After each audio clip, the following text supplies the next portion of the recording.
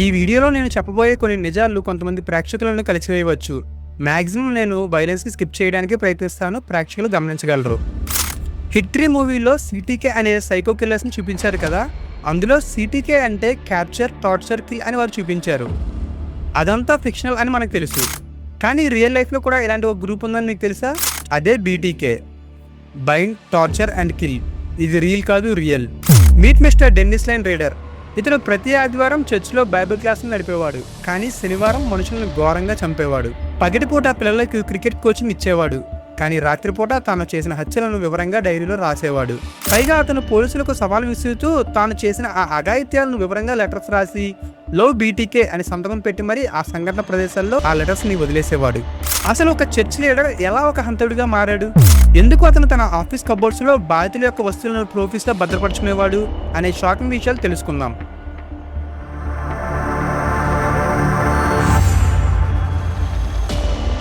Dennis line reader. ఇతను United స్టేట్స్లోని కన్సాస్లో మార్చి 9, 1945లో జన్మించాడు. అతనికి చిన్న వయసు నుండే సైకో బిహేవియర్ ఉండేదని కొన్ని రిపోర్ట్స్ చెప్తున్నాయి. జంతువులను చిత్రవద చేయటం, వాటిని సజీవంగానే పూడ్చిపెట్టడం, లేడీస్ని టార్చర్ చేస్తున్నట్టు కామిక్స్ గీయడం వంటివి చేసేవాడు. ఆ వయసులో అతనికి ఈ సైకో బిహేవియర్ ఉందని అతని తల్లిదండ్రులు కానీ టీచర్స్ కానీ గమనించలేదు. డెన్నిస్ చాలా రకాల ఉద్యోగాలు చేసి సమాజంలో ఒక మంచి పేరు ఉన్న వ్యక్తిగా ఎదిగాడు. అతను 1960లో యుఎస్ ఎయిర్ ఫోర్స్లో కూడా పనిచేశాడు. కోల్మెన్ అనే కంపెనీలో ఫ్యాక్టరీ వర్కర్గా పనిచేశాడు. 1979లో విచిటా స్టేట్ యూనివర్సిటీలో క్రిమినల్ జస్టిస్లో డిగ్రీ కూడా పొందాడు. ఒక పక్క డిగ్రీ చదువుతూనే హోమ్ సెక్యూరిటీస్ కంపెనీలో వర్క్ చేసేవాడు. 1991లో కంప్లైంట్స్ ఆఫీసర్గా కూడా పనిచేశాడు. ఆఖరికి అతను క్రీస్ట్ లోథన్ చర్చ్లో బోధకుడిగా కూడా ఉండేవాడు. కానీ అతనికి 29 ఏళ్ళు వచ్చేసరికి ఒక నరరూప రాక్షసుడిగా మారిపోయాడు. అతను తన మొదటి హత్యను జనవరి 15, 1974 చేశాడు. సుమారు ఉదయం 10:30 ఆ సమయానికి డెన్నిస్ ఒక కత్తిని, ఒక తాడుని పట్టుకుని ఒటీరో ఇంటిలోనికి వెనుకవైపు నుండి ప్రవేశించాడు. 10:30 నుండి 12 గంటల వరకు ఆ ఇంట్లో ఉన్న వాళ్లను నరకయాతనకు గురి చేశాడు.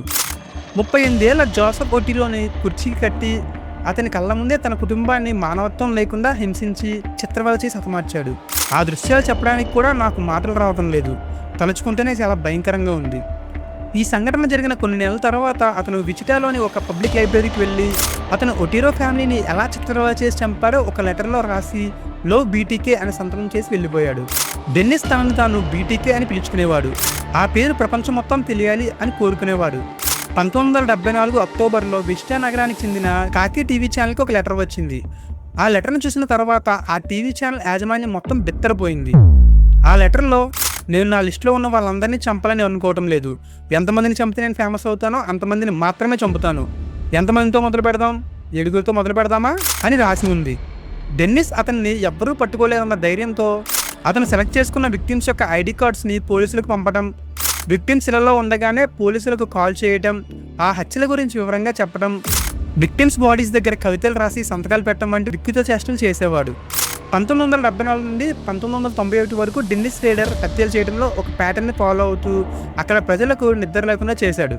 అతని ప్యాటర్న్ ఎలా ఉండేదంటే, ఫస్ట్ ఒంటరిగా లేదా బలహీనంగా ఉన్న మహిళలను సెలెక్ట్ చేసుకుని వాళ్ళని కొన్ని రోజులు లేదా వారాల పాటు ఫాలో అయ్యేవాడు.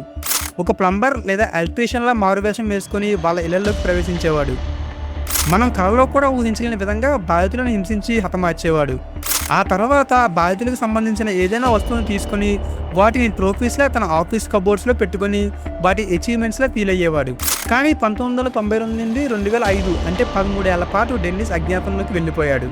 కరెక్ట్గా 13 సంవత్సరాల తర్వాత విచిటా నగరంలోని ఒక local newspaper whatever happen to BTK అని ఒక కథనాన్ని ప్రచురించింది.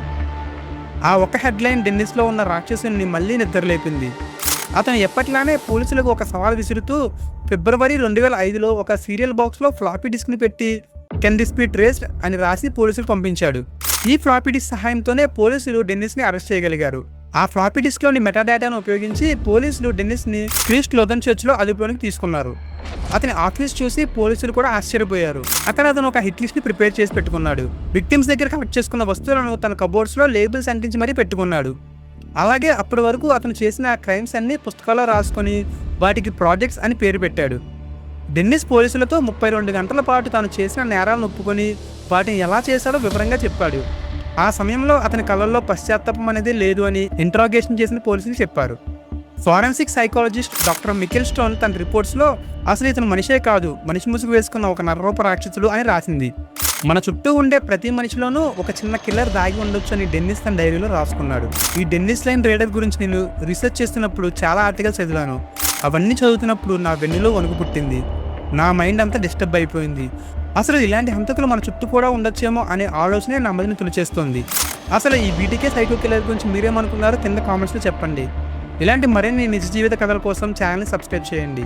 ఇలాంటి మరిన్ని ఆసక్తికరమైన వీడియోలతో మళ్ళీ కలుసుకుందాం. Until then stay home, stay safe.